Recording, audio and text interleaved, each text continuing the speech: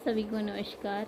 आज ninth geography की class lesson जनसंख्या भाग 2 में आप सभी का स्वागत है। कल के भाग में हमने जाना जनसंख्या क्या है, जनगणना क्या है, जनसंख्या घनत्व क्या है। आज हम उससे आगे के पार्ट में लेसन को जानेंगे। तो आइए शुरू करते हैं हम अपना टॉपिक। गुड मॉर्निंग प्यारे बच्चों। आज lesson 9th SS geography lesson 6 भाग 2।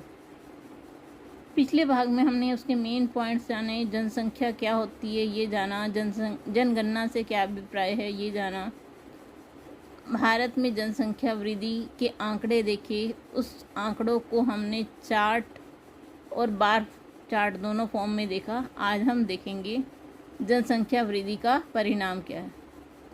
देखिए, इस टेबल में आपको 1951 से लेके 2011 तक का आंकड़ा दिया गया है।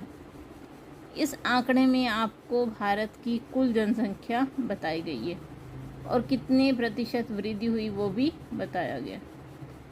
देखिए, 1951 में जहां भारत की वृद्धि दर 1.25 थी, 1961 में 1.96, 1971 में 2.20, 1981 में 2.22% और 2011 में भारत की वृद्धि दर कितनी है देखिए, 1.64% वार्षिक वृद्धि दर है। और भारत की कुल जनसंख्या कितनी थी, 121 करोड़, जो 2001 में 102 करोड़ थी और अब 2011 में कितनी होगी, 121 करोड़। और वर्तमान समय में भारत की जनसंख्या 135 करोड़। आबादी की दृष्टि से भारत विश्व का नंबर 1 पर पहुंच चुका देश। चलिए अब अगला देखते हैं हम। देखिए, अब हम देख रहे हैं कि हमारे पास कितनी जनसंख्या और क्षेत्रफल कितना है। विश्व की कुल जनसंख्या का 17.5% भारत में निवास करता है।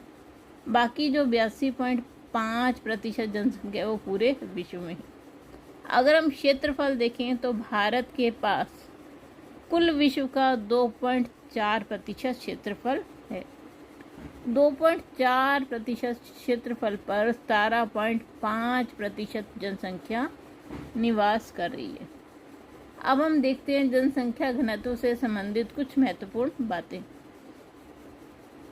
देखिए, प्रति इकाई क्षेत्रफल में रहने वाले लोगों की संख्या को हम क्या कहते हैं, जनसंख्या घनत्व। दूसरा पॉइंट देखिए, 2001 में भारत का जो जनसंख्या घनत्व है 324 व्यक्ति प्रति वर्ग किलोमीटर था, जो भारत को विश्व की घनी आबादी वाला एक देश बनाता है। ये 324 जो है वो पूरे भारत के लिए। अब अगर हम पश्चिम बंगाल की बात करें, वहाँ का जनसंख्या घनत्व 904 व्यक्ति प्रति वर्ग किलोमीटर है, और जबकि अरुणाचल प्रदेश में 13 व्यक्ति प्रति वर्ग किलोमीटर है। देखिए, मतलब जिस एरिया में डेवलपमेंट ज़्यादा होती है वहाँ पर लोग ज़्यादा होते हैं। जैसे कि पश्चिम बंगाल देखिए और अरुणाचल प्रदेश देखिए। पश्चिम बंगाल में 904 है और अरुणाचल प्रदेश में 13 व्यक्ति है। पर्वतीय और प्रतिकूल दशाओं वाले क्षेत्र में जनसंख्या बहुत ही कम होती है, जैसे कि मेघालय और उड़ीसा। पहाड़ी कटे छटे पथरीले जो जगह हैं जहाँ वर्षा कम होती है वहाँ भी जनसंख्या घनत्व कम होता है, जैसे कि असम।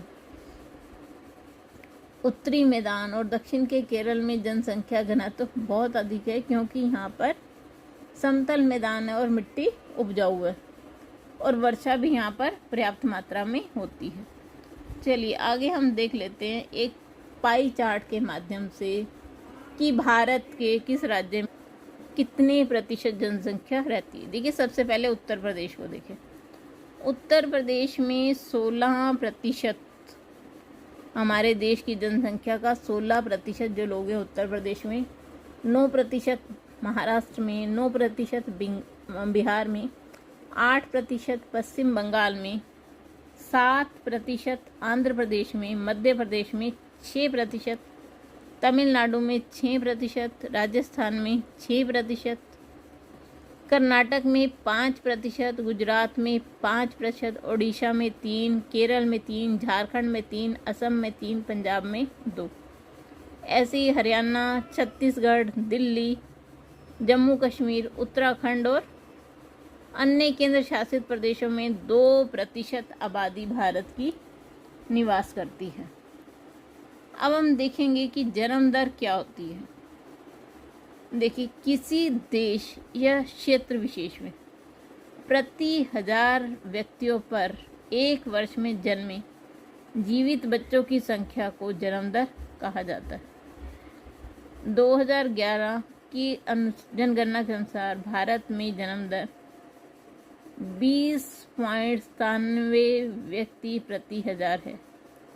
किसी भी देश में सबसे ऊंची दर है।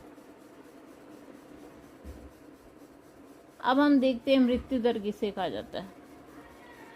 किसी देश या क्षेत्र में प्रति 1000 व्यक्तियों पर एक वर्ष में मरने वालों की संख्या को मृत्यु दर कहा जाता है।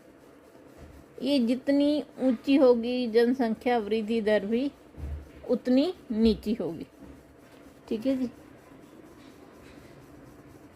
अब हम देख लेते हैं प्रवास क्या है। देखिए, क्या होता है, जब लोगों को काम नहीं मिलता, वो एक जगह से दूसरी जगह चले जाते हैं, तो उसे हम क्या कहते हैं, प्रवास। लोगों का एक क्षेत्र से दूसरे क्षेत्र में चले जाना प्रवास कहलाता है। या आंतरिक भी हो सकता है और अंतर्राष्ट्रीय भी। आंतरिक क्या होता है, वो एक ही देश के अंदर अंदर, जैसे हरियाणा से पंजाब चले गए, पंजाब से हिमाचल चले गए। अंतर्राष्ट्रीय क्या होता है, 2 देशों के बीच, जैसे इंडिया से कनाडा चले गए, ऑस्ट्रेलिया जा रहे हैं बच्चे, तो वो अंतर्राष्ट्रीय प्रवास है। अंतर्राष्ट्रीय प्रवास अगर आंतरिक हो, मतलब आप एक राज्य से दूसरे में जा रहे हो, तो जनसंख्या में कोई फर्क नहीं आता। लेकिन अगर आप एक देश से दूसरे देश में जा रहे हो, तो जनसंख्या में कमी आ सकती है। ठीक है जी। क्यों जाते हैं, अच्छे जीवन के लिए। जैसे जो गांव में रह रहे हैं लोग, वो शहरों में आ जाते हैं अच्छे जीवन यापन के लिए। चलिए, इसी के साथ हम आज का भाग यहीं ख़त्म करते हैं।